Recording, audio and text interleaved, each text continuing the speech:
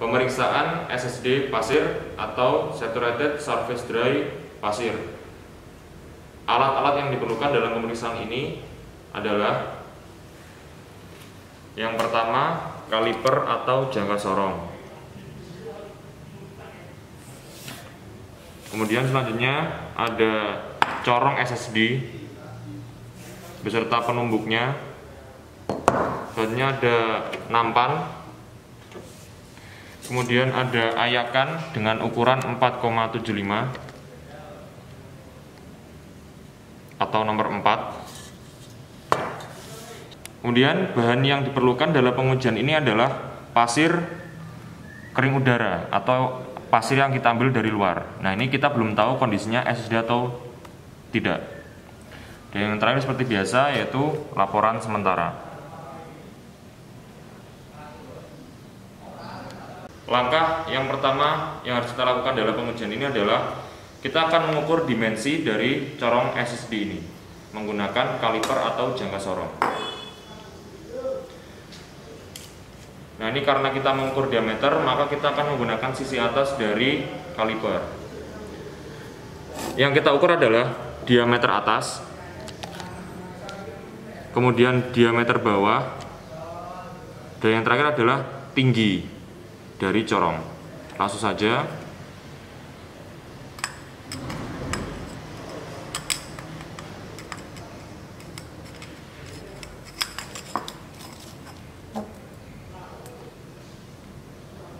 Kemudian kita akan mengukur diameter bawah.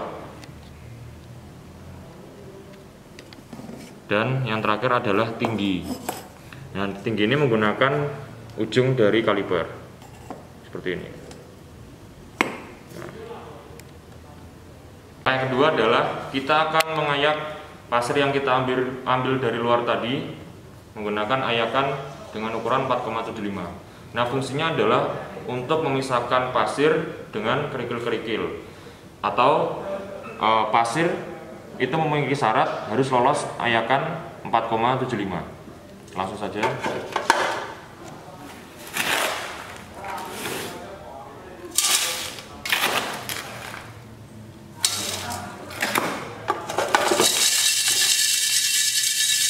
Nah, di sini terlihat kerikil-kerikil yang tertinggal di atas ayakan. Yang harus ini kita akan pisahkan agar tidak tercampur dengan pasir.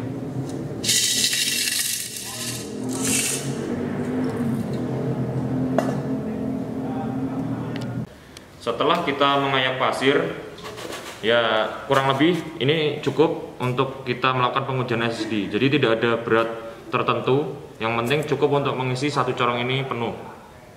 Kita akan memasukkan pasir ini ke dalam corong. Nah, caranya bagaimana? Yang pertama adalah kita harus mencari atau menyiapkan alas yang rata untuk sebagai alas dari corong ini. Seperti contohnya ini kita menggunakan kertas. Langsung saja kita taruh corong ini di atas kertas dalam kondisi seperti ini. Nah, selanjutnya untuk pengisian pasir ke dalam corong ini, teknisnya adalah kita akan mengisinya dengan membaginya sebanyak 3 lapis. Nah, total tumbuk nanti setiap lapisan tersebut akan kita tumbuk. Nah, berapa jumlah dari tumbukan yang akan kita tumbuk? Jadi pada dasarnya untuk mengisi corong ini full kita memerlukan 25 tumbukan.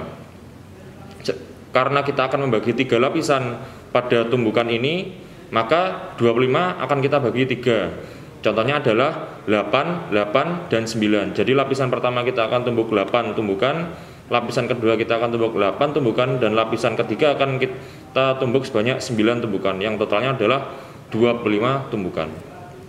Langsung saja kita akan masukkan pasir ini sepertiga bagian.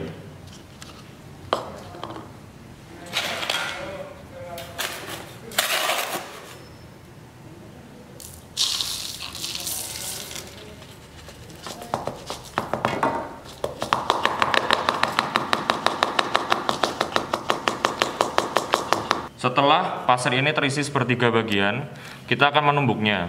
Seperti tadi yang kita sudah hitung di awal, lapisan pertama akan kita tumbuk sebanyak 8 tumbukan.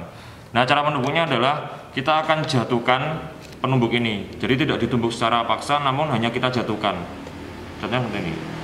Langsung saja 1, 2, 3, 4, 5, 6, 7, 8. Nah, penumbukan tadi kita lakukan merata di setiap bagian dari permukaan pasir di dalam. Kemudian kita akan lanjut ke lapisan kedua dan lapisan ketiga. Nah, ini adalah pengisian pasir pada lapisan yang kedua. Nah, setelah dapat dari sini, pasir sudah nampak terisi 2/3 bagian dari corong. Langkahnya sama, setelah kita mengisinya 2/3 bagian, kita akan tumbuknya sebanyak 8 kali. Sama penumbukannya, langkahnya sama, dijatuhkan. 1, 2, 3, 4, 5, 6, 7, 8. Nah, ini kita akan mengisinya untuk lapisan ketiga. Nah, dapat lihat di sini lapisan ketiga sudah terisi penuh dengan pasir.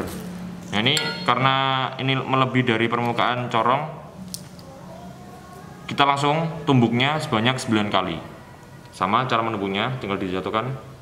1, 2, 3, 4, 5, 6, 7, 8, 9. Karena proses penumbukan di lapisan yang terakhir, maka permukaan pasir ini menurun dari permukaan corong. Nah, ini kita akan mengisinya sampai permukaan pasir ini sama dengan permukaan corong.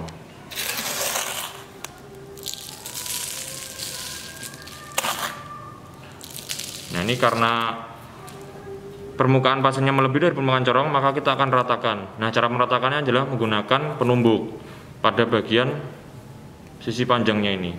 Caranya seperti ini. Kita taruh di sini, kemudian kita akan dorong. Nah, dapat lihat di sini permukaan pasir sudah rata dengan permukaan dari corong. Setelah kita selesai menumbuk dan menyiapkan sampel yang ada di dalam corong ini, kita akan bersihkan area sekitar dari corong ini agar tidak mengganggu proses dari pengujian.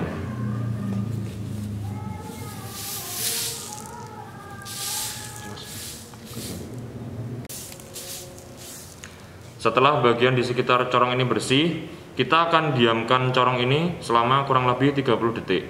Setelah itu kita akan mengujinya.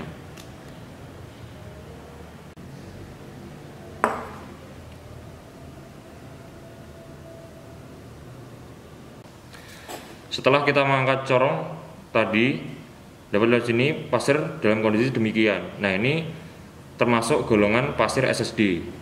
Nah, apabila pada saat kita setelah mengangkat tadi seluruh pasir ini runtuh, maka pasir ini tergolong dalam pasir kering.